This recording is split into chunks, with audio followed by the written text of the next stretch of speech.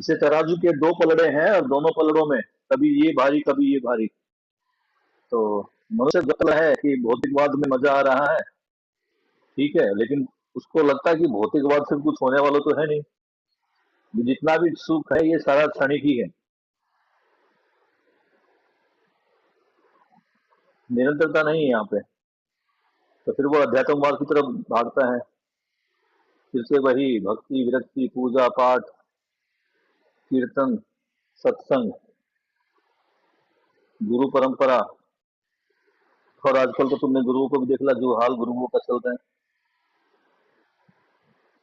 उसके बाद जब देखता है कि भाई नहीं यहाँ भी कुछ नहीं हो रहा है, पैसा तो चाहिए ही, वो फिर से भौतिकवाद की तरफ भागता है। तो ये जो पलड़े हैं दोनों आपस में, अस्तित्ववाद सॉरी अध्यात्मवाद और भौतिकवाद या विज्ञानवाद, अभी इन्हीं में मानव जी रहा है।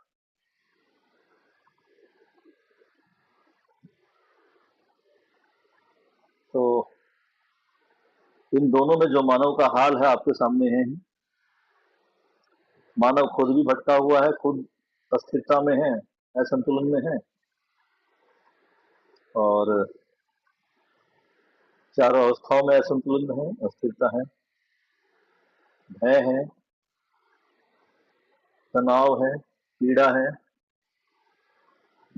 तो बाबा जी यही कह रहे हैं कि जब इतने सालों से, जब से मानव ने इस धरा पर जन्म लिया है, तब से वो सुखी होने के कार्यक्रम में लगा हुआ, लेकिन सुखी नहीं हो पाया है। तो कहीं ना कहीं कुछ ना कुछ तो कमी है। उस कमी को देखा है बाबा जी ने और एक नया प्रस्ताव दिया है। बाबा जी आगे कह रहे हैं, पढ़ना शुरू करते हैं पेज नंबर 12 से। मेरे प्रश्नों के उत्तर ढूंढने की जिम्मेदारी मेरी है, ऐसा स्वीकार किया। बाबा जी खुद स्वीकार करते हैं कि भाई मेरे प्रश्न है तो जवाब मुझे ढूंढना पड़ेगा, कोई और ढूंढने नहीं आएगा। फलस्वरूप प्रयत्न किया, और कोई बात के लिए हम प्रयत्न नहीं किए। बाबा जी ने केवल एक ही बात के लिए प्रयत्न किया, क्या? अपने सवालों का जवाब ढूंढने के लिए, और कोई प्रयत्न नहीं किया। इस वैचारिक प्रयत्न से हम अंत में यह पाया कि सभी मानव सुखी हो सकता है, धर्म सफल हो सकता है, धरती स्वर्ग हो सकती है, मानव देवता हो सकता है। इसलिए मेरी इच्छा हुई, उत्साह बना कि इस बात को मानव कुल के सम्मुख प्रस्तुत किया जाए। उसी प्रयत्न में हम चल रहे हैं। तो बाबा जी कह रहे हैं कि भैया ये मैंने स्वीकार किया है, मैंने देखा है, यस ये हो सकता है। बाबा जी ने अपने आप में पाया है इसको। बाबा जी का जो विचार था कि मानव सुखी हो, धर्म सफल हो, मनुष्य देवता हो, धरती स्वर्ग हो, इसके लिए बाबा जी की इच्छा हुई। ये कैसे होगा? क्योंकि एक बाबा जी के जागृत होने से बात नहीं बनती। बाबा जी ने देखा कि जब मैं जागृत हो गया, और एक ये जागृत मानव के यही गुण है, उसे जो मिल जाए वो सब में बांटने का प्रयास करता है। उसे और कोई भाव होता नहीं है, केवल बांटने का ही भाव होता है कि जो मुझे मिला सबको मिले। अगर किसी कार्य से मुझे खुशी हो रही है तो वो खुशी सब में बंटनी चाहिए। बाबा जी को यहाँ ये भी नहीं था कि ये इस पर मेरे बच्चों का अधिकार होगा या नहीं। वो पुत्रेषणा में जी रहे थे।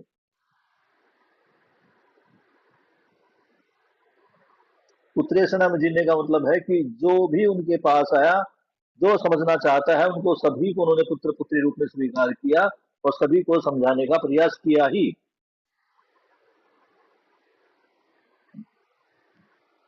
तो बाबा जी कह रहे हैं कि इसी प्रयास में कि सब खुश हो जाए, सबको सुख मिले, सब देवता हो जाए, सब समझ जाए, इसी के लिए हम इस प्रयास पर लगे हुए हैं।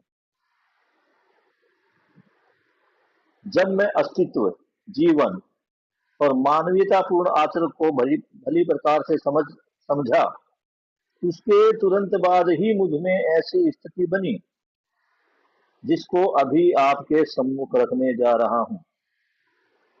बाबा जी कह रहे हैं जब मुझे ज्ञान हुआ, मैंने कल बताया था कि जब बाबा जी ज्ञान की बात करते हैं, वो 3 ज्ञान की बात करते हैं। जीवन ज्ञान, अस्तित्व दर्शन ज्ञान और मानवीयता पूर्ण आचरण ज्ञान। तो बाबा जी कह रहे हैं कि मैं उनको समझा, और समझने की ऐसी बात ऐसी स्थिति बनी कि मैं सबके सम्मुख इसको रख दूं। समझदारी के बाद अपने आप में विश्वास बना। बाबा जी क्या कह रहे कि जब मैं समझदार बना, समझदारी मुझ में आई, तो मुझ में कॉन्फिडेंस आया, अपने आप में विश्वास बना, और अपने आप में जो विश्वास बनता है उसको बाबा जी नाम देते हैं आत्मविश्वास। तो बाबा जी कहते हैं विश्वास जो है बेटा 2 प्रकार का होता है। ये एक है आत्मविश्वास और एक परस्परता में विश्वास। तो कहते हैं बाबा जी कि जब मैं समझदार बना, यानी जब मुझे ज्ञान मिला, जब मेरी जागृति हुई, जब मैं समझा, तो जब मैं समझा तो मुझे स्वयं में विश्वास हुआ। इसके लिए कोई प्रयास या बहुत परिश्रम किया ऐसा कुछ नहीं। विश्वास को मैंने हर आयामों में जांचना है भी शुरू किया। बाबा जी कहते हैं विश्वास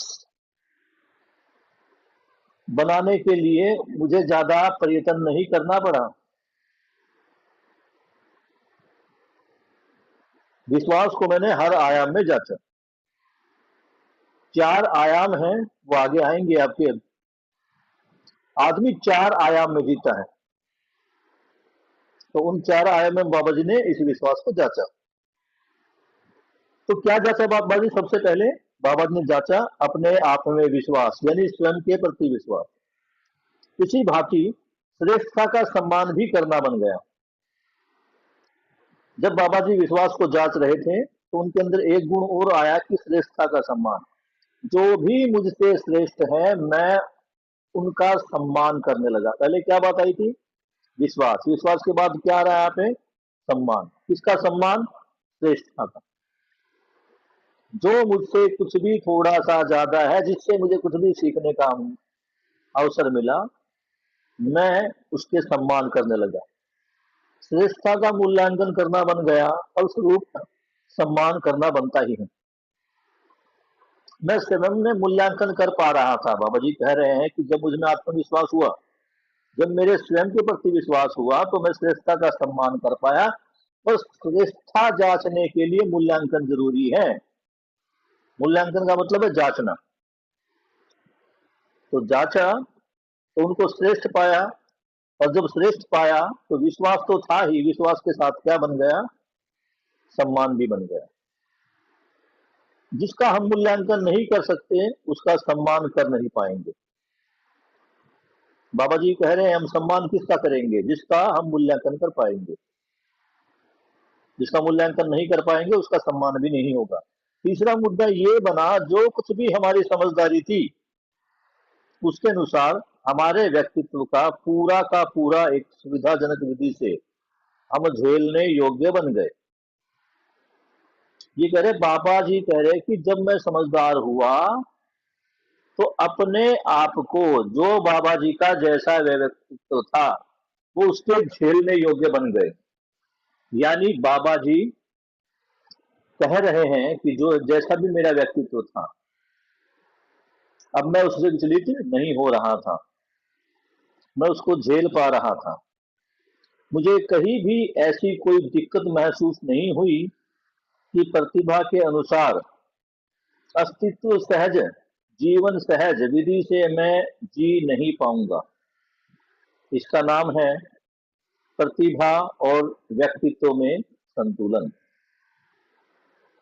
तो बाबा जी कह रहे हैं कि मुझे कहीं भी ऐसी कोई दिक्कत महसूस नहीं हुई कि प्रतिभा के अनुसार जो टैलेंट आया, अस्तित्व सहज, यानी अस्तित्व सहस्तित्व को देख की चारों अवस्थाओं के साथ जीने में जीवन सहज विधि से मैं जी पाऊंगा। बाबा जी कह रहे हैं कि जी मुझे समझ महसूस हुई, मैं समझदार बना, तो मैं प्रतिभा और व्यक्तित्व में संतुलन कर पा रहा हूं।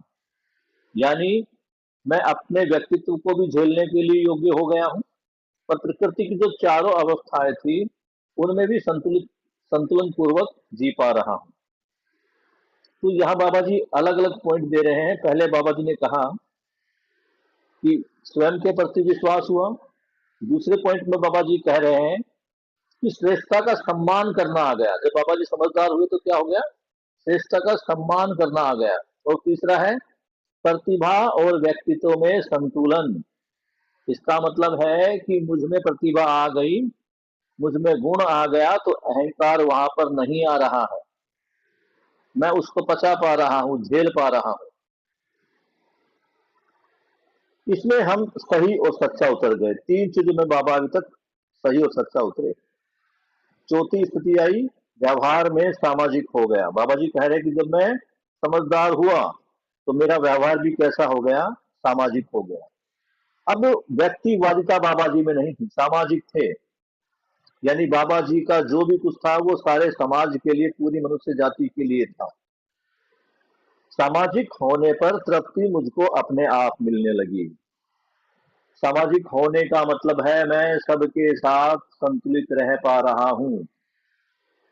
और बाबा जी कह रहे हैं कि मैं संतुलित हो पा रहा हूं तो मुझ में किसी के प्रति कोई शिकायत नहीं रही। हम आपस में तृप्त होने लगे। तृप्त होने का मतलब है कि बाबा जी जिससे भी मिलते थे, बाबा जी उससे और वो बाबा जी से संतुष्ट हो जाते थे, खुशी होती थी, सेटिस्फेक्शन मिलता था दोनों को मिलके। इसका लाभ यह हुआ कि हमको संसार के प्रति कोई शिकायत शेष नहीं रही। यहाँ बाबा जी के व्यवहार में सामाजिक होने का मतलब है कि बाबा जी न्याय धर्म सत्य के साथ जीने लगे। न्याय में हमने बात की थी 4 फैक्टर थे और चौथा फैक्टर था उभय तृप्ति। तो जब बाबा जी न्याय के साथ जीने लगे तो बाबा जी में उभय तृप्ति होने लगी। जो भी उनसे मिलता सब उनके ही बन के रह जाते। और जब सब उनके ही बन के रह जाते और वो सबके बनकर रहने लगे तो आपस में जो शिकायतें होती वो शिकायतें खत्म हो गई। हमारी शिकायतें एक दूसरे से कब होती है? जब तेरा और मेरा रह जाता है। तूने मेरा बैग क्यों लिया, तूने मेरी पेन क्यों लिया, तूने मेरा पेंसिल क्यों लिया। भाई बहनों में इसी प्रकार की शिकायतें देखने को मिलती है। मेरे 2 बच्चे छोटे वाले वो भी इसी विषय पर अभी झगड़ा ही कर रहे थे कि ये मेरे स्केच पेन है, मैं तुम्हारे को नहीं दूंगा क्योंकि तुमने भी मुझे नहीं दी थी। तो ये 2 भाई बहन, और इसी प्रकार से हर घर में 2 भाई बहन मिलजुल कर नहीं रह पाए हैं। वो वस्तुओं को, सेवाओं को बांट नहीं पाए हैं आपस में, बंटवारे में ही रहे हैं। और ये बंटवारा आगे चलकर कितना घातक होता है हम इसको देख ही चुके हैं अपने चारों तरफ।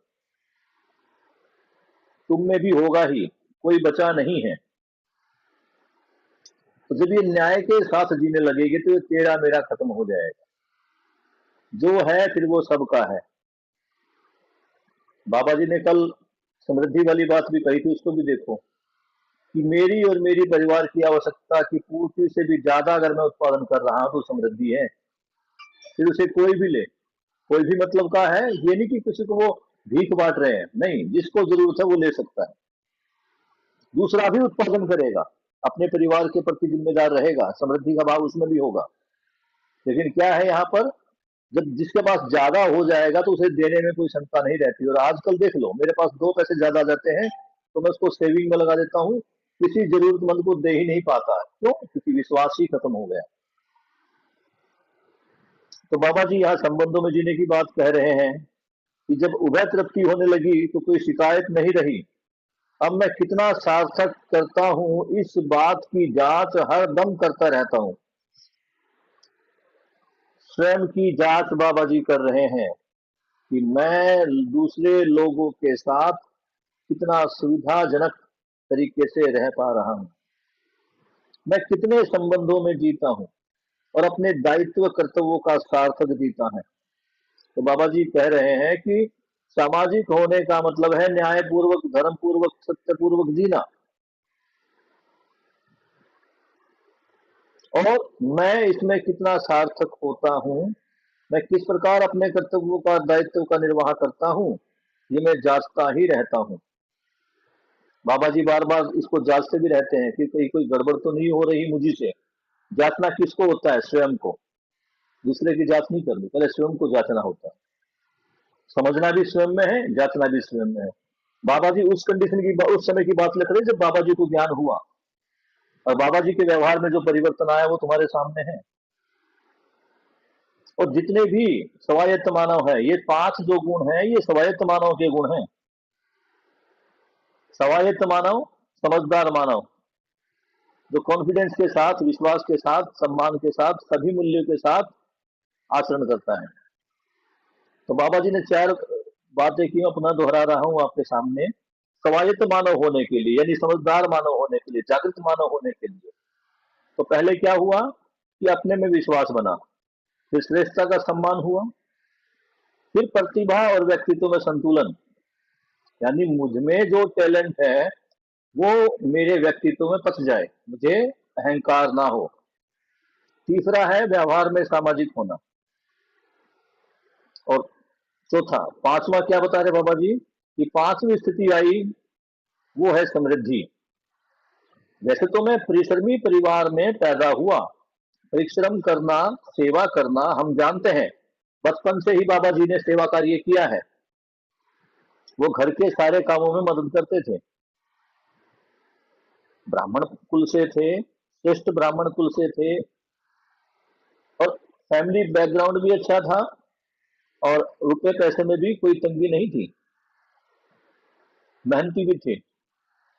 और मैं बता दूं, बाबा जी की जो माता जी थी वो एक बहुत अच्छी वैद्य थी, तो बाबा जी ने उनसे ये वैद्य वाला काम भी सीखा, जड़ी बूटियों की पहचान भी की। और जब वो अमरकंटक में रहते थे तो जड़ी बूटियों के द्वारा लोगों का फ्री में इलाज करते थे। बाबा जी ने, एक बात मैंने खास देखी है कि बाबा जी ने कभी भी सुविधा संग्रह नहीं किया, पैसा नहीं जोड़ा। दिव्य पथ पुस्तक जब आप पढ़ोगे तो उसमें आप देखोगे कि बाबा जी का पेंसिल बनाने का कारखाना था, और उनकी पेंसिल नंबर 1 पेंसिल होती थी, और लाखों में बिजनेस था वो आजादी से पहले। उस समय जब तनख्वाह भी 100 रुपए से ज्यादा नहीं होती थी, 2 अंकों में सैलरी होती थी, 3 अंक क्रॉस नहीं कर पाते थे बेटा लोगों की, और वो लाखों का बिजनेस करते थे। अब आप देखो उनकी निष्ठा देखो, वो व्यापार करने नहीं आए थे। अगर वो व्यापार करते तो वो भी आज के टाइम में टाटा, बिरला, अंबानी हो सकते थे, क्योंकि उस समय अंग्रेजों के टाइम में उनका अपना स्वयं का बिजनेस था जिसमें लाखों रुपए की उनकी इनकम थी। उन सब को छोड़ छाड़ के वो अपने सवालों के जवाब जानने के लिए नर्मदा किनारे आ गए। तो बाबा जी यहां कह रहे समृद्धि। अगला 5वां पॉइंट, वैसे तो मैं परिश्रमी परिवार से था, सबकी सेवा भी करता था, परिश्रमी भी था, किंतु समृद्धि का मतलब हमको समझ में नहीं आता था। सारी चीजें थी उनके पास, लेकिन समृद्धि के भाव में नहीं थे, क्योंकि समृद्धि का पता ही नहीं था क्या होता है। और आप कितने भाग्यशाली हो कि बाबा जी द्वारा लिखित ये पुस्तक पढ़ रहे हैं और समृद्धि का आप अर्थ समझ गए हैं। क्या आप में से कोई समृद्धि का अर्थ बता सकता है क्या है? यस, कौन बोला?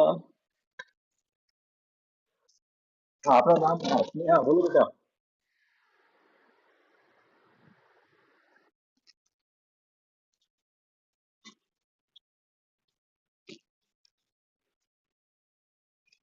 हाँ, थोड़ा सा इसमें संशोधन करते, बहुत बड़ा है कि जरूरत से ज्यादा जो हमारे पास है। यहाँ एक चीज और जोड़ देते हैं कि अपने और अपने परिवार की आवश्यकता से अधिक उत्पादन होना नहीं। बाबा जी कहते होना कुछ नहीं है, उत्पादन करना है।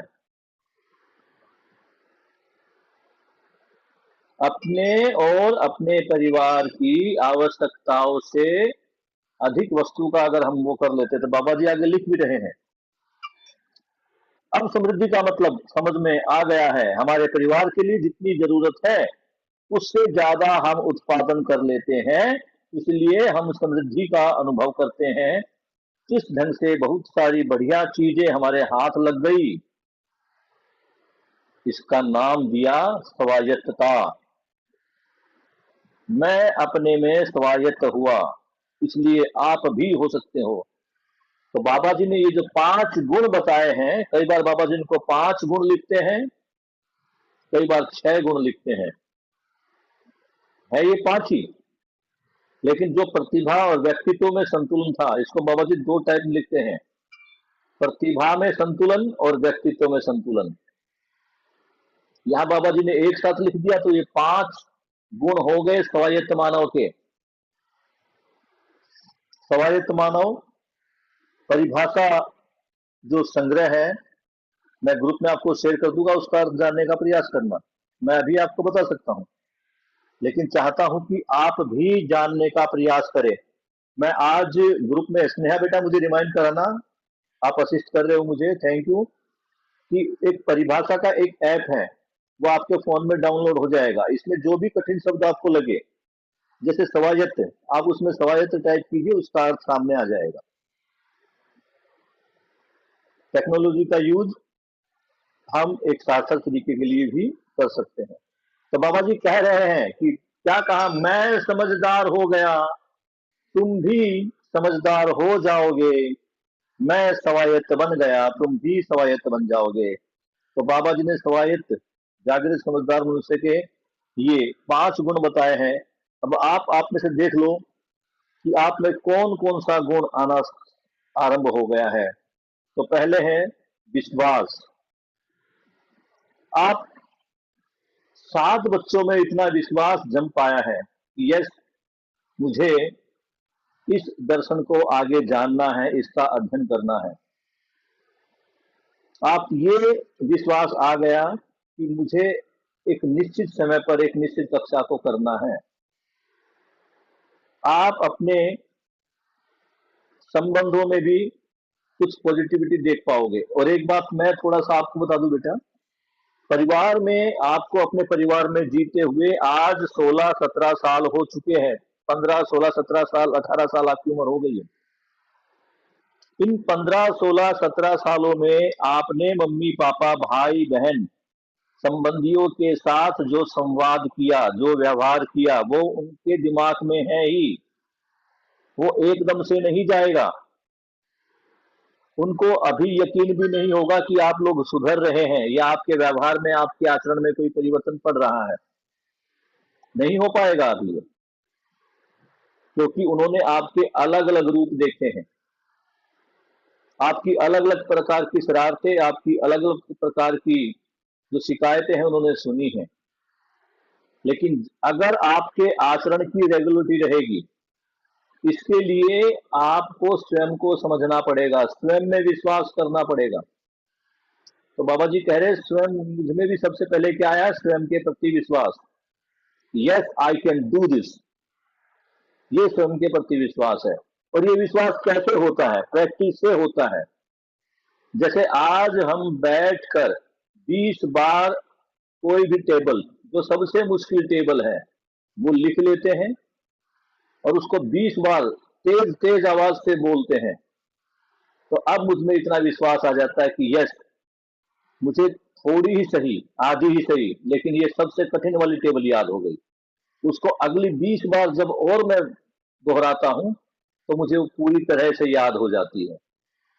तो मैं जिस कार्य को जितना करता हूं, इससे मुझमें अपने प्रति विश्वास आता है।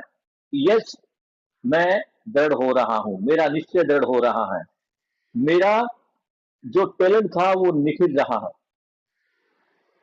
अब देखो बेटा, मैं तो सरकार की और अपने सभी साथियों की, करमवीर भैया की, या जितने भी मेरे श्रेष्ठ भैया हैं, इनको सम्मानित, मैं इनकी कृतज्ञता अर्पित करता हूं कि इन्होंने मुझे मौका दिया। करमवीर भाई के प्रयास से ही हमने वो 6-7 दिन का शिविर किया, जो हम 3 दिन के लिए आए थे, बढ़ा के हमने 6-7 दिन तक किया। करमवीर भैया के कारण ही आपको मंजीत भैया का शिविर भी मिला, और भी शिविर आपको करने के मिले। हर कोई प्रिंसिपल बेटा ऐसा पुरुषार्थ नहीं होता कि वो आगे बढ़कर इन कार्य को करे, क्योंकि बाबा जी के इस महत्व को, बाबा जी के इस अध्ययन के महत्व को करमवीर भाई जानते हैं, उन्होंने खुद भी अध्ययन किया है। इससे क्या फायदा होता है वो समझते हैं, और वो फायदा आप तक पहुंचाने का प्रयास किया। बाबा जी ने इसको प्रयास किया सर्व मानव तक पहुंचाने का। बाबा जी है नहीं, अब ये हमारा संकल्प है कि हम सर्व मानव तक इसको पहुंचाए, और हर मानव समझदार होगा तो ये परिवार, ये समाज कलेश मुक्त और भय मुक्त होगा। एक ही रास्ता, कोई रास्ता है ही नहीं, क्योंकि बाकी जो रास्ते थे उनको तो हमने आजमा कर देख ही लिया है। तो बहुत बढ़िया स्नेहा, आप नोट भी कर रहे हैं और आप पढ़ भी रहे हैं। तो अब मुझे एक बच्चा ये बताए, पहले तो सभी बच्चे बता दें, क्या कोई बच्चा नोट भी कर रहा है स्नेहा के अलावा? एक बार वीडियो ऑन कर ले अपनी।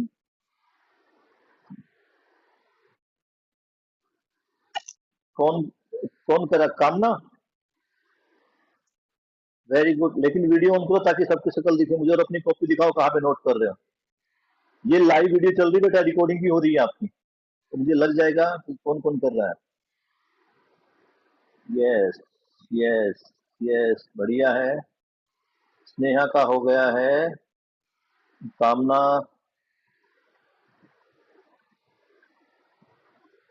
बढ़िया बढ़िया बढ़िया बेटा। किताब भी खोल रखी है, किताब पे नोटिंग भी हो रही है, बहुत बढ़िया। कामना, आपने कहा नोट किया, दिखाओ बेटा। अंजलि नोट कर रही है। कामना बेटा, आवाज आ रही है? स्पीकर ऑन करो सारे बच्चे अपने। बढ़िया है, बढ़िया बढ़िया। खुशी, वेरी गुड बेटा, बहुत बढ़िया।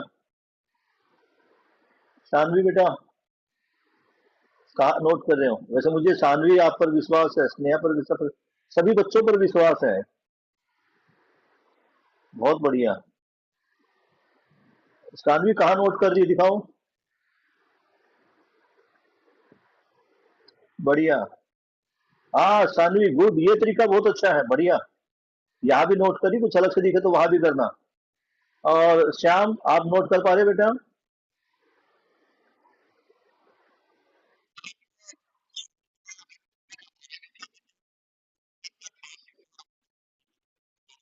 बहुत बढ़िया। लेकिन श्याम, नोटिंग भी करते रहना, कोशिश करो। देखो, मैं भी शुरू से बाहर था, लेकिन मेरा प्रयास था कि मैं 9 बजे तक घर पहुंच जाऊं, है ना? और मैंने अपने फोन में अलार्म लगा रखा 10 मिनट पहले का, इसलिए कई बार मैं 2-4 मिनट पहले जुड़ जाता हूँ। और ये माही मेरी बेटी,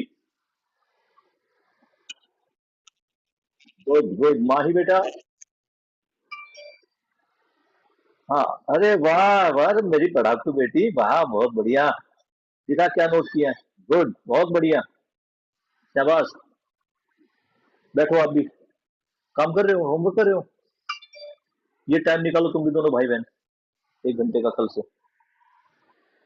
बढ़िया बेटा, बहुत बढ़िया। अगले पेज पे, मेरी किताब में अगला पेज है, उसको पढ़ते हैं। जब हम सवायत्त हुए तो हमारे बाद इस संसार को हम अर्पित कर सकते हैं, समझा सकते हैं, बोल सकते हैं। फलस्वरूप इसको एक वांग्मय दस्तावेज रूप देना शुरू हो गया। तो बाबा जी अब अपने वांग्मय, वांग्मय का मतलब है दर्शन की किताबें, उनके बारे में बता रहे हैं। तो बाबा जी कहते हैं कि जब हम स्वायत्त हुए तो हमारे बाद इसको संसार को अर्पित भी करना है, ये ज्ञान मुझ तक ही ना चला जाए। और श्याम बेटा तुम सुनो, तुम्हारे लिए बहुत अच्छा पॉइंट है ये। तुम कल किसी महात्मा की बात कर रहे थे, उसका नाम हम नहीं लेंगे, किसी भी महात्मा का, किसी भी श्रेष्ठ आदमी का हम नाम यहाँ पर नहीं लेंगे, क्योंकि सबका सम्मान है। सबने जो भी कुछ किया, बाबा जी उनके प्रति कृतज्ञता है पहले ही अर्पित कर चुके हैं, हम भी उनके प्रति कृतज्ञता अर्पित करते हैं। उन्होंने जो भी कुछ किया मानव जाति के कल्याण के लिए, जो भी कुछ उनसे हो पाया उन्होंने किया, सबका योगदान है। लेकिन परंपराएं नहीं बन पाई। कुछ आदमी अगर जागृत हुए भी हैं तो वो परंपराएं नहीं बन पाई, कंटिन्यूटी नहीं हो पाई। जब भी हम अभी हापुड़ में शिविर कर रहे थे, तो हमारे को वहां एक मित्र मिले, वो बता रहे थे कि मेरे गांव में एक ऐसा व्यक्ति था कि उन्होंने कोई दवाई खोजी, कोई जड़ी बूटी बनाई जिससे कैंसर का इलाज वो कर सकते थे, और उन्होंने कई व्यक्तियों के कैंसर का इलाज किया।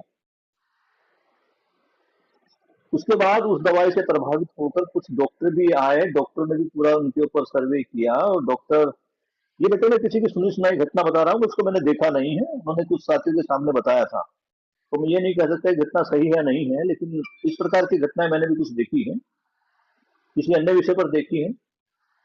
तो कह रहे थे उस आदमी के पास कैंसर को ठीक करने का तरीका था, लेकिन जब डॉक्टर उनके पास आए तो उन्होंने डॉक्टर को वो तरीका दिया नहीं, ये कहकर कि तुम मानव जाति का नुकसान कर रहे हो, तुम केवल अपना पैसा बना रहे हो, तुम लूटपाट मचा दोगे, तुम इस दवाई से लोगों का भला नहीं करोगे, उनको लूटोगे। तो उन्होंने उस विधि को किसी को बताया नहीं, ना ही अपने परिवार में किसी को बताया, और ना ही किसी डॉक्टर को बताया, ना ही उसके किसी नोटबुक में लिखा। फलस्वरूप क्या हुआ, वो जो विद्या थी, वो जो ज्ञान था, वो जो समझ थी, उस व्यक्ति के साथ ही उसके मृत्यु के पश्चात चली गई। तो बाबा जी कहते हैं कि मैं स्वायत्त हो गया, दुनिया को कैसे, संसार को कैसे स्वायत्त करना है, इस दर्शन को दुनिया के सामने कैसे अर्पित करना है, इसके लिए हमने एक वांग्मय दस्तावेज तैयार करना शुरू कर दिया। पहला दस्तावेज हुआ मध्यस्थ दर्शन सह अस्तित्ववाद। अब दो वाद हम जान चुके हैं। पहले वाला कौन सा बेटा? पहले वाला था अपना अध्यात्मवाद, उसके बाद आया विज्ञानवाद या भौतिकवाद। बाबा जी अब एक नए विकल्प की बात कर रहे हैं। कौन सा विकल्प? इस विकल्प को बाबा जी ने नाम दिया, इस दर्शन को नाम दिया मध्यस्थ दर्शन सह अस्तित्ववाद। क्या कुछ लोग समझते हैं कि मध्यस्थ का मतलब है बीच का, क्योंकि हमने मध्यम का मतलब बीच ही सुना है, मध्यस्थ का मतलब होता है जो बीच में है। तो हमारे दिमाग में यही जाता है कि ये दोनों के बीच का, यानी ना तो ये पूरी तरह अध्यात्मवाद है, ना ये भौतिकवाद है, ये दोनों को मिला के उनको कुछ तीसरी चीज बना दी गई है। ऐसा नहीं है, ये बिल्कुल अपने आप में एक नई चीज है। मध्यस्थ क्या है, बाबा जी इसको आगे समझाएंगे आपको, किसी पुस्तक में आएगा कि ये मध्यस्थ है क्या। मध्यस्थ दर्शन को चार भाग में ध्रुवीकृत किया गया है। बाबा जी ने इस दर्शन का नाम दे दिया मध्यस्थ दर्शन सहअस्तित्ववाद। आज आपको इस दर्शन का नाम भी मालूम हो गया है। तो बाबा जी कहते हैं कि हमने जो पुस्तकें लिखी हैं उसको चार भागों में हमने डिवाइड किया है। पहला भाग है दर्शन। दर्शन तो यह दर्शन, दृष्टि और दृष्टा, इन चार चीजों को सिर्फ देखना है। दर्शन करना है किसी भी वस्तु का। आदमी दर्शन करता है, दर्शन करना मतलब देखता है, समझता है, जांचता है, तो उसके लिए दर्शन है। समझने के लिए क्या है? दर्शन। दर्शन को देखने के लिए यानी समझने के लिए क्या चाहिए? दृष्टि। दृष्टि किसके पास है? दृष्टा के पास। जो वो दृष्टि रखता है और उसको देखता है या समझता है, उसको दृष्टा बोलते हैं। तो अगर आज तक हम देखें तो दृष्टा मानव है। इस अस्तित्व में जो भी कुछ घटित हुआ है उसका दृष्टा मानव है। और मानव के दो अंग है, शरीर और जीवन। शरीर नष्ट हो जाता है, जल जाता है, गल जाता है, सड़ जाता है, अलग अलग विधियों से शरीर का निस्तारण होता है। लेकिन जीवन जो है वो अजर अमर है, वो नहीं मरता। तो बाबा जी यहां समझा रहे हैं कि जो दृष्टा है वो जीवन है, देखता कौन है? जीवन। क्या देखता है? दर्शन को। दर्शन में क्या है? सहअस्तित्ववाद। जो पहले के दर्शन थे उसमें क्या था? व्यक्तिवाद। चाहे वो भौतिकवाद था, चाहे वो कौन सा वाद था बताइए। बाबा जी ने दो पहले वादों की बात की है, एक भौतिकवाद या विज्ञानवाद, उससे पहले जिसमें हम भगवान की पूजा आराधना करते थे उस दर्शन का क्या नाम था? कौन बताएगा?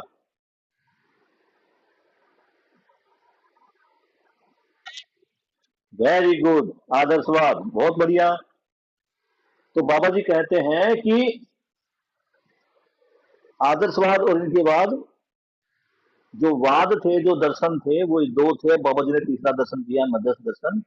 इसको देखने के लिए दृष्टि का विकास करना है। इसको देखेगा कौन? जीवन।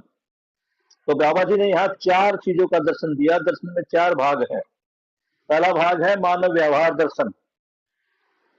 मानव उसका व्यवहार का दर्शन, मानव का व्यवहार कैसा होगा। कौन से मानव का व्यवहार की बात कर रहे हैं बाबा जी आप? आम आदमी की बात नहीं कर रहे हैं। आम आदमी का व्यवहार तो हम देख ही रहे हैं जैसा है। बाबा जी कहते हैं कि जो स्वायत्त मानव होगा, जो जागृत मानव होगा, उसका व्यवहार कैसा होगा। और अभी तक बाबा जी ही ऐसे व्यक्ति है जो जागृत मानव समझे गए हैं, माने गए। तो बाबा जी का व्यवहार कैसा था, या जागृत होने के बाद हमारा व्यवहार कैसे होगा, उसका दर्शन कराने के लिए बाबा जी ने लिखा मानव व्यवहार दर्शन। दूसरा भाग है कर्म दर्शन, जागृत मानव के कर्म कैसे होंगे। तीसरा है अभ्यास दर्शन, जागृत मानव का अभ्यास कैसा रहेगा। चौथे दर्शन का नाम है अनुभव दर्शन, मैंने क्या अनुभव किया।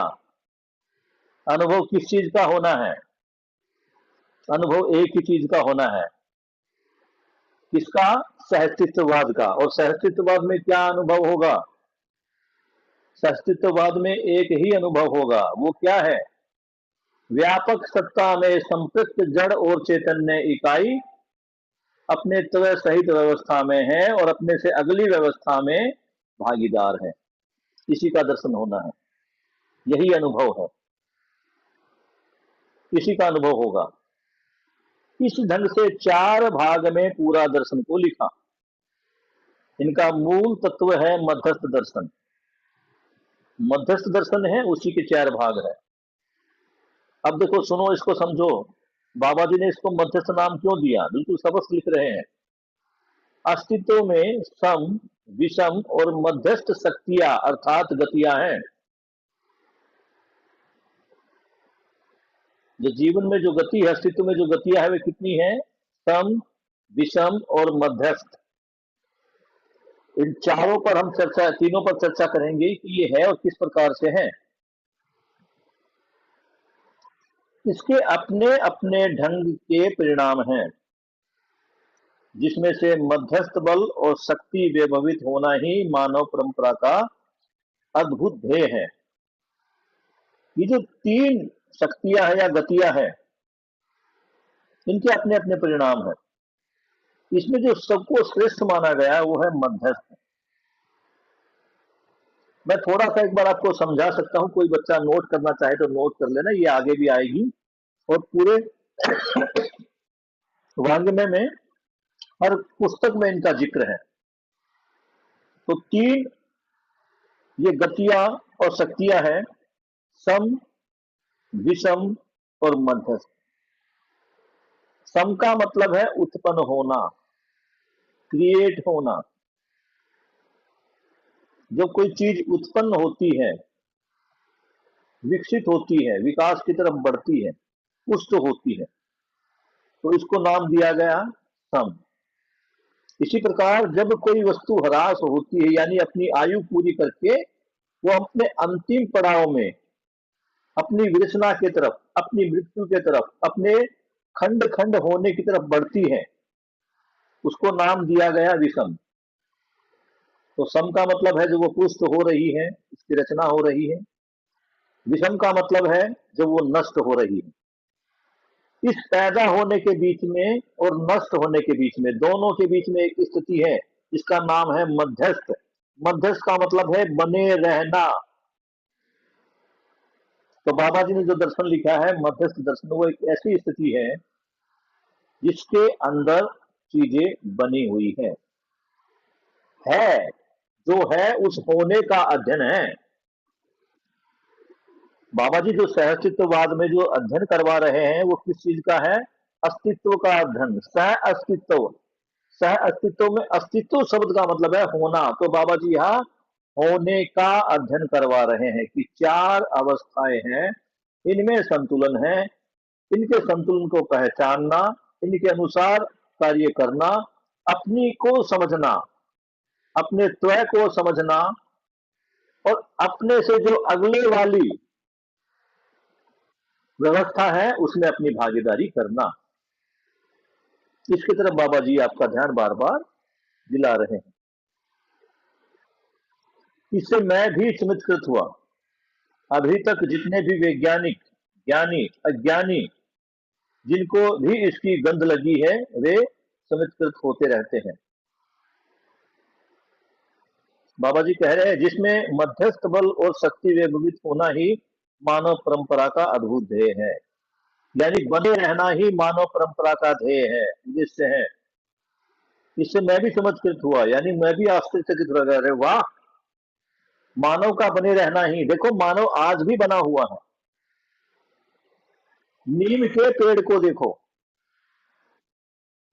जो नीम का पेड़ करोड़ों साल पहले था, लाखों साल पहले जब नीम का पेड़ पैदा हुआ, वैसा ही नीम का पेड़ हमारे चारों तरफ है। इसको हम कह सकते हैं कि नीम का पेड़ है, मध्यस्थ में है, उसका होना मध्यस्थ है। अब खुद सोचो, जो सबसे पहले नीम का पेड़ आया होगा, क्या वो है अभी?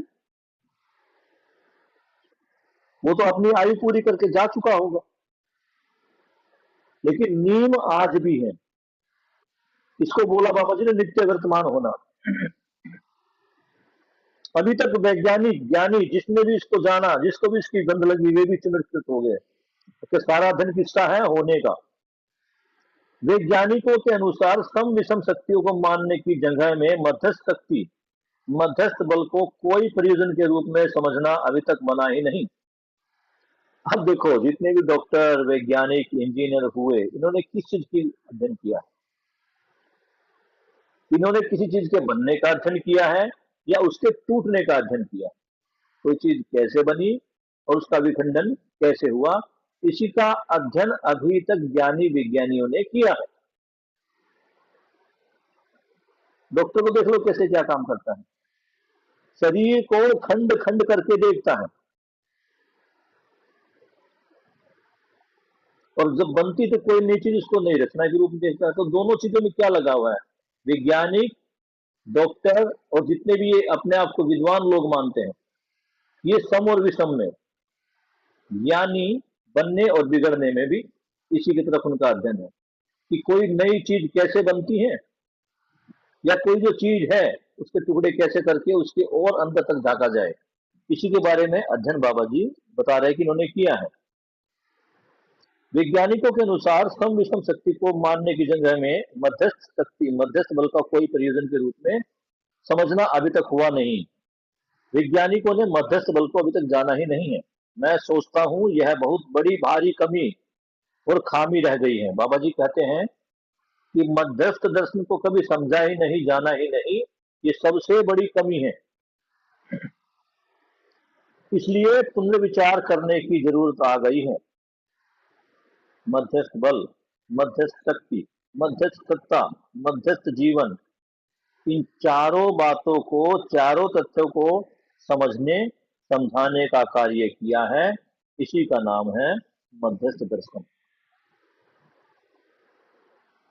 बाबा जी कह रहे हैं कि मध्यस्थ का ही दर्शन है, मध्यस्थ का ही अध्ययन है।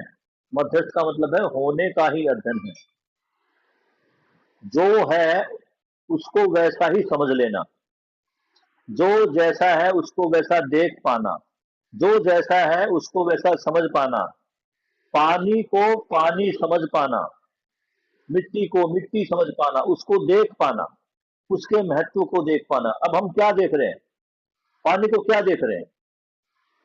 मुझे प्यास लगी, घर में पानी है, ठीक है, नहीं है, 10 रुपए की बोतल ले ली, 20 रुपए की बोतल ले ली। यहां हम पानी को नहीं समझे। और क्या समझा? जी बेटा, आप माइक ऑफ करो अपना।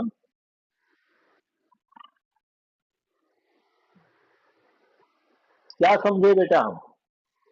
पानी ऐसी वस्तु है जिसको हम कहीं भी खरीद कर अपनी प्यास बुझा सकते हैं, ऐसा समझो। तो यहां देखो, हमने ज्यादा महत्व किसको दिया, पानी को या पैसे को? कामना, आवाज आ रही है बेटा? तो जब मैंने 10 रुपए में पानी खरीदा, तो मेरे लिए इंपॉर्टेंट क्या है, पानी या पैसा? नहीं, क्योंकि पानी के महत्व को तो मैंने समझा नहीं। पानी को तो मैं केवल इतना समझाऊं कि बस 10 रुपए में आ जाएगा या 20 रुपए में आ जाएगा, और जब 10 रुपए में 20 रुपए मेरे पास है और मेरे पास तो हजारों रुपए है, तो मैं ऐसा बहुत सारा पानी खरीद सकता हूँ। और खरीदने का मतलब है उसका इस्तेमाल कर सकता हूँ, और इस्तेमाल मेरा कैसा होता है। पानी को नहीं समझा, पानी की जगह पैसे के महत्व को समझा। यही कारण है कि एक घर में एक मटका पानी पीने का जो है, उसको लाने के लिए 4-4, 5-5 किलोमीटर दूर तक यात्रा करनी पड़ती पैदल। राजस्थान में भी बहुत सारे ऐसे गांव हैं जहां पानी के लिए पैदल जाना पड़ता है। और हमारे लिए क्या है, हमारे लिए क्या है भैया, हमारे पास पैसा है, बहुत पैसा है, तो हम खुले फवारे में नहाते हैं। बड़े बड़े बाथ टब बना रखे हैं, उन बाथ टब को पूरा भर के उसमें एक आदमी भैंस की तरह लोट कर नहाता है, और इतने सारे पानी को खराब कर देता है। उससे भी बड़ी दुविधा ये है कि हम स्विमिंग पूल में जाते हैं, 4, 5, 10 आदमी के लिए लोगों ने पर्सनल स्विमिंग पूल बनाना शुरू कर दिया है। पानी के महत्व को कहां समझा वो तो सारा महत्व पैसे को दे रहा है। अगर वो पानी के महत्व को समझता तो पानी को बचाने का प्रयास करता। अगर मैं पानी के महत्व को समझता हूं तो पानी मेरे लिए जीवनदायी वस्तु है, और मैं ये समझ पाता हूं कि पानी से ही मेरा जीवन है, मेरे जीवन के लिए एक अभिन्न अंग है पानी, तो मैं पानी को बर्बाद नहीं करूंगा। अब जब हम हापुड़ थे, वही मैंने कुछ बच्चों को देखा, उनकी नासमझी को देखा। सर से मेरी, प्रिंसिपल सर से मेरी बात भी हुई थी विषय में कि सर हम बच्चों को सिखाएंगे कि हाथ कैसे धोना है। बच्चों को पता ही नहीं है। पानी की टोटी खोल दी है, हाथ गीला किया, साबुन लिया, पूरे हाथ पे लगाया, और फिर वो धान आ गया और कोरोना वाला डॉक्टरी वाला ऐसे ऐसे करके हाथ धो रहे, पानी चले जा रहा है। एक साफ पानी एक गंदे पानी में वहां से परिवर्तित हो रहा है। कहा समझा मैंने पानी। उसके बाद पानी को हाथ बार बार के रगड़ के फिर उसको टोटी को बंद करूंगा, और फिर इतना समझदार, और फिर खोलूंगा, फिर थोड़ा पानी लूंगा, टोटी को बंद करके टोटी के ऊपर डालूंगा, शायद साबुन लग जाए। यही तो तरीका है हमारे हाथ साफ करने का। जबकि तरीका क्या होना चाहिए।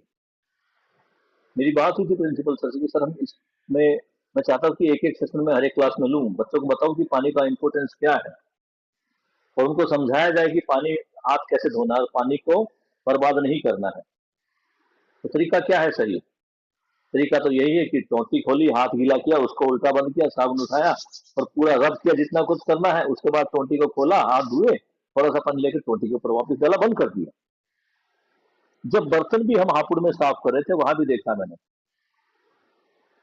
टोटी खोली छोड़ दी है, थाली को गीला किया, चम्मच को गीला किया, ट्रे को, प्लेट को गीला किया, अब साइड में रख के उनके ऊपर वो साबुन रगड़ रहे, टूटी चली जा रही, पानी से चलता रहता उसका। अब आप, हाँ पूछ सकती हो, मैं इसको 1 मिनट खत्म कर दूं, 1 मिनट लूंगा।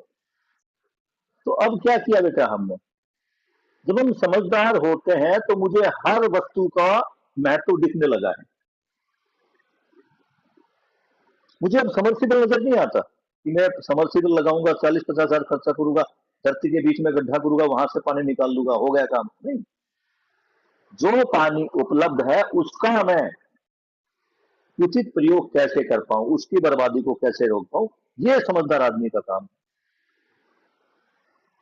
बात है ना कि समझदार कैसे हो, तो अध्ययन के द्वारा, अध्ययन इन्हीं चीजों में, छोटी छोटी बातों में, चारों अवस्थाओं के साथ हमें कैसे जीना वो सिखा रहा है। जी कामना बेटा बताइए।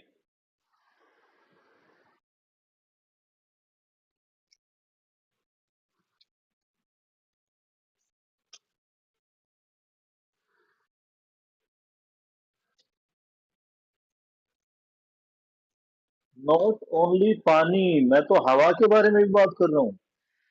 मैं प्रकृति की चारों अवस्थाओं, हाँ मैं, बिल्कुल। अभी तक हम समझदारी का अर्थ क्या लगाए, 10वीं कर लिया, 12वीं कर लिया, बीए कर लिया, एमए कर लिया, नौकरी लग गई, पैसा कमा लिया, इसी को तो समझदारी का समझते हैं। तो यही तो समझदारी है। ज्यादा से ज्यादा लाभ कैसे कमाया जाए, सारी समझदारी इसके लिए है। ज्यादा से ज्यादा पैसा कैसे कमाया जाए, सारी समझदारी इसके लिए है। दूसरा जाए भाड़ में, दूसरे का शोषण होता है हो, दूसरा मरता है, मरता रहे। देखते नहीं डॉक्टर क्या कर रहे हैं हॉस्पिटलों में, देखते नहीं पुलिस वाले क्या कर रहे हैं। अगर मैं एक एक व्यवस्था पर उंगली उठाना चाहूं तो इसमें हम भी शामिल हैं। हम क्या कर रहे हैं, जांचना होगा। समझदारी का अर्थ पैसा कमाना नहीं है। समझदारी का अर्थ है चारों अवस्थाओं में संतुलन, इनकी बर्बादी को रोकना। देखो ना, अनाज चाहिए ना, अनाज के लिए जंगल काट रहे हैं, है ना? जंगलों को काट रहे हैं किसके लिए? अनाज के लिए। उसके बाद जंगलों को काट के खेत बनाए, खेत से अनाज उगाया, अनाज उगा के क्या किया? जो फसल के अवशेष खेतों में बच गए, उसको आग लगा दी। फिर झगड़ा हो रहा है हरियाणा का, पंजाब का, दिल्ली के साथ। दिल्ली कह रहा है हमारे यहाँ तो खेत ही नहीं है, तुम्हारे यहाँ खेत है, तुम पराली जलाते हो और सारा धुआं दिल्ली में आता है। वो कहते नहीं भी पंजाब से भी आता है, हम ही खाली नहीं करते। और अब पिछले ही महीने जब गेहूं की फसल कटी, मैंने देखा अपने आसपास में, भैया खेतों में आग लगी है, बुरा हाल है। पोल्यूशन इतना था कि बस वो जो दशहरे वाला पोल्यूशन था, दिवाली वाला पोल्यूशन, कुछ ऐसा ही हाल था। बहुत बढ़िया। तो आज बाबा जी ने, अभी हम इतना ही पढ़ेंगे क्योंकि अभी 5 ही मिनट शेष है। तो यस कामना, यू आर वेरी राइट, अभी तक हम समझदार नहीं है, हम ना समझी हैं। हमें मैथ्स के क्वेश्चन सोल्व करना आ गए, इंग्लिश की ग्रामर आ गई, हमें एसएसटी का ज्ञान हो गया, जीके का ज्ञान होगा, हम समझदार नहीं बने जब तक हमें सहअस्तित्व में जीना नहीं आएगा। सहअस्तित्व का मतलब है आपस में, मानव का मानव के साथ, मानव का पेड़ पौधों के साथ, मानव का जीव जंतुओं के साथ, मानव का पदार्थ अवस्था के साथ। जब तक ये संबंध इनको समझ में नहीं आएगा, कैसे जिएंगे? गाय हमारी माता है, ठीक है, दूध देती है गाय हमारी माता। भैंस, भैंस का मौसी जी है क्या? उसका भी तो महत्व है ना। गाय को कटने से रोकना है, बहुत बढ़िया है, रोकिए, लेकिन बकरी ने और भैंस ने क्या अपराध किया है? आस्था में हमें यही दिया है कि एक पर्टिकुलर के पीछे भागो। सोचो क्या होगा, इस संसार में सारे जीव खत्म हो जाए, केवल गाय ही गाय बच जाए, तो क्या गाय माता रहेगी? मांस खाने वाले क्या गाय को नहीं खाएंगे फिर क्या? और क्या आप नहीं खा रहे हैं? बात हिंदू और मुस्लिम की नहीं है, धर्म की नहीं है। जब मानव अपने आहार को ही नहीं समझा, अपने भोजन को नहीं समझा और मांसाहार का प्रयोग कर रहा है, तो फिर गाय माता भी खाएगा। समझ पा रहे मेरी बात बेटा जी?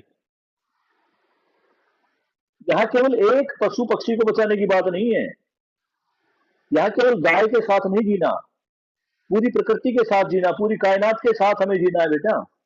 ये समझदारी है, वो जीना आ जाए, वो समझदारी है।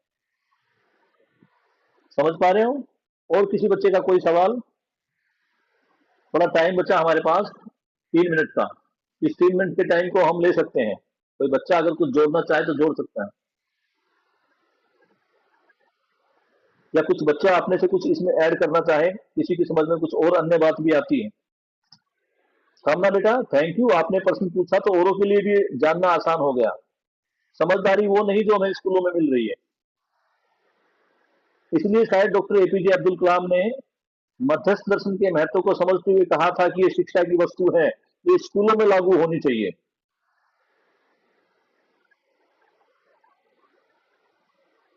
सानवी बेटा आपका कोई सवाल? हाँ शिल्पा बेटा बोलो।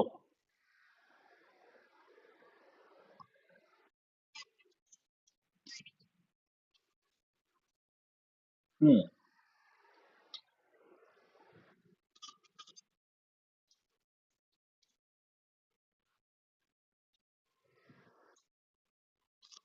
नहीं, देखो, पैसा भी कमाना है, संतुलन भी रखना है। समझदारी का मतलब ये नहीं कि मैं पैसा कमाना छोड़ दूंगा, नहीं। समझदारी का मतलब ये है, देखो हमने पानी का, मैंने आपको उपयोग बताया, दोनों उपयोग आपके सामने, हाथ धोने के मैंने लिए रख दिए। अब आपके पास विकल्प है ना, आप चाहे तो पहली विधि से जैसे हाथ धोते आए वैसे धोते रहे, पानी बर्बाद होते रहेगा। लेकिन जिस विधि को मैंने बताया कि भाई टूटी को खोल के हाथ को गीला किया, साबुन लगा, तब तक पानी को बंद कर दिया, तो पानी की बर्बादी तो बच रही ना बेटा। और ये केवल केवल पानी की बर्बादी नहीं बच रही, बहुत सारे संसाधनों की बर्बादी बच रही। अब जो पानी वहां पे खाली चल रहा था, वो पानी कहाँ गया? गंदे पानी के साथ नाली में गया। नाली में जाके वो गंदा पानी कहाँ मिलता है? वापस गंगा जी में या किसी और नदियों में। वहां प्रदूषण फैला रहा है। तो एक छोटी सी समस्या आगे विकराल रूप ले रही है, नहीं ले रही, इसको समझना है।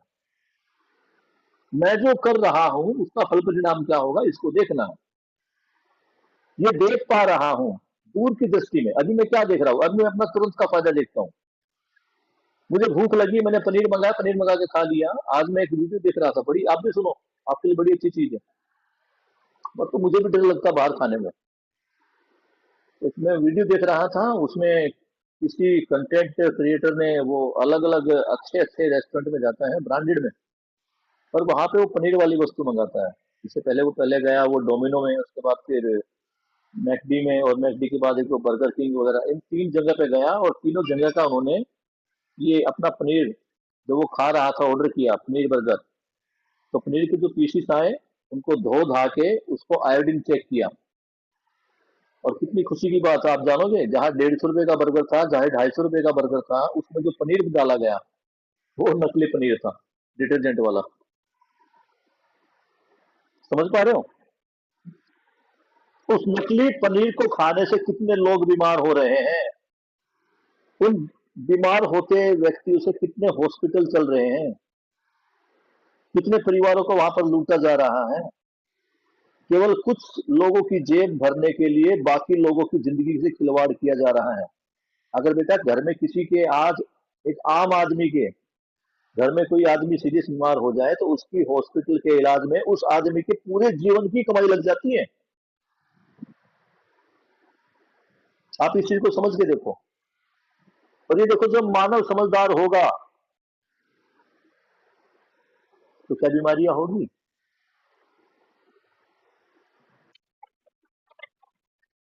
समझ रही हो ना?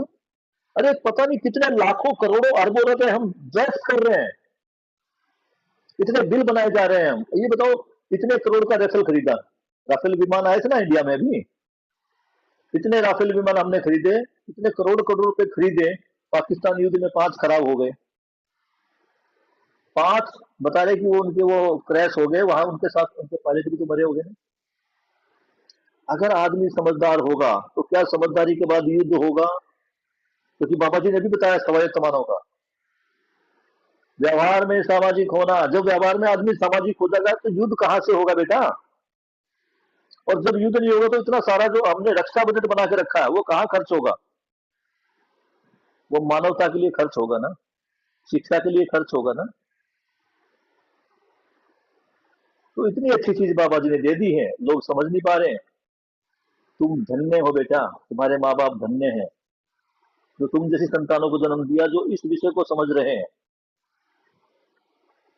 ये 6 लोग आगे जाके 60 लोगों को तैयार करेंगे, 60 लोगों को समझाएंगे। लेकिन कब समझाएंगे? जब खुद समझेंगे। मैं खुद एक पहले वाले तरीके से हाथ धो रहा और मैं तुम्हारे को ज्ञान पेल रहा हूँ यहाँ पे बैठ के, तो तुम मानोगे? तुमने कभी मुझे हाथ धोते देख लिया और मैं पहले वाले तरीके से हाथ धो रहा हूँ, तो मेरे प्रति तुम्हारा विश्वास बढ़ेगा या घटेगा? बस। तो बाबा जी यही कह रहे हैं कि जो कुछ समझाया जा रहा है, जो कुछ समझ रहे हो, उसको अपने जीने में लेकर आओ। इतना ही है। किसी और बच्चे का कोई सवाल है तो ठीक है, और आगे जो पेज है वो 2 पेज पढ़ने हैं। मैंने नई बुक में नहीं देखा मैंने कहाँ तक पढ़ा है।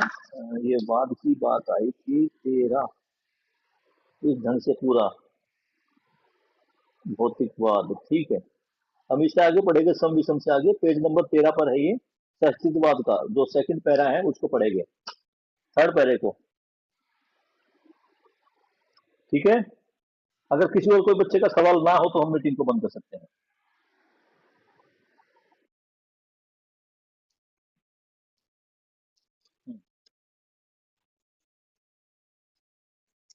संबंधों की,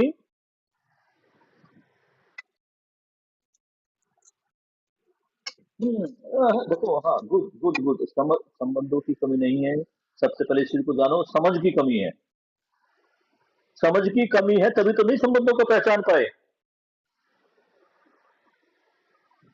संबंधों की कमी नहीं है, समझ की कमी है। जब समझ थी तो मैं कामना को समझ पाया कि ये मेरी बेटी है।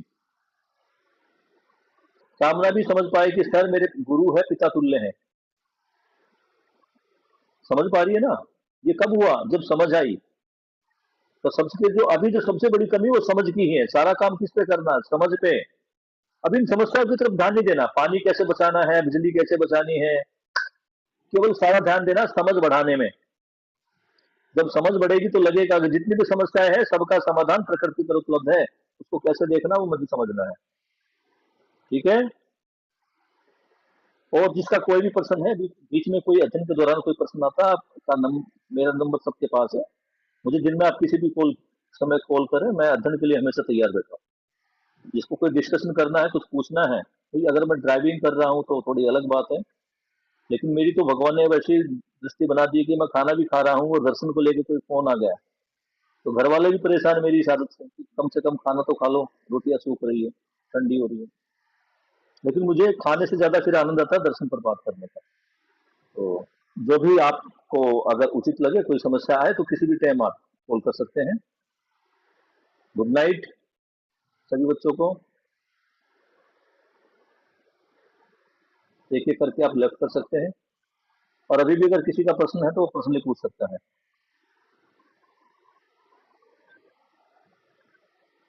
लेफ्ट करें ग्रुप सारे बच्चे, ताकि मैं बाद में कॉल को खत्म कर पाऊँ। गुड नाइट बेटा जी।